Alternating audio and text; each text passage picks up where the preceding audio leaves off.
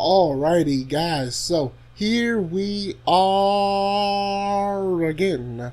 Different day, same grind. This time we're going to be talking Fantastic Four, specifically 3 ways to fix them for future films.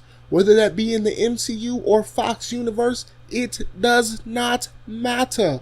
This is a universal fix. But before we get into all that good stuff, I'd like to thank all my new subscribers. We are now 87 strong. We are making the slow march towards 100. Hashtag the first 100 in the comment section down below. With all that being said, let's go ahead and jump right in. So the first thing we're going to do is we're going to establish that this is not an origin story. There will be no type of origin story elements in here, and if there is any trace of it, it will be a brief flashback. Maybe Reed or Sue or Johnny having a dream. But there's going to be no origin stories. I cannot stress this enough. Big red letters say no, this will not be an origin story film. We're going to focus on developing them as characters that have been around for a while.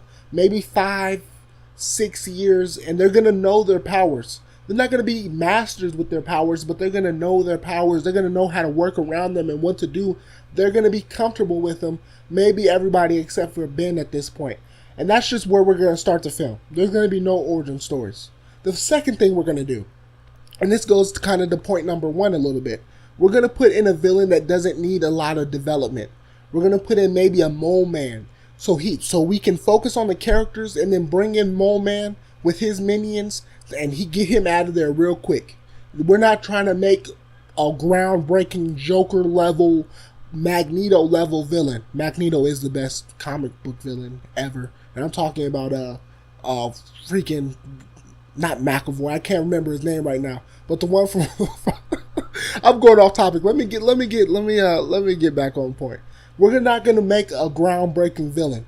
We're just going to give the audience something simple to look at, something simple to get beat up, and we're getting them out of there. This movie is focusing on character development and making people love the Fantastic Four. The third thing, and this is important, do not focus on setting up anything for the future. Dr. Doom, don't worry about it. He can come later. He can come in a third film, a second film. Just make sure you are successful enough to have a third or second film. Do not focus on setting up the big picture. If they're in the MCU, you want to set up the Skrulls, okay, save the Skrulls for the second Fantastic Four film, have them fight a Skrull. But right now, in this first film, this is all on building up the Fantastic Four's characters. They have not been doing well. I don't even think I think Marvel has stopped really pushing their comics. The what's his name? It's all bad. X-Men has got stopped getting pushed.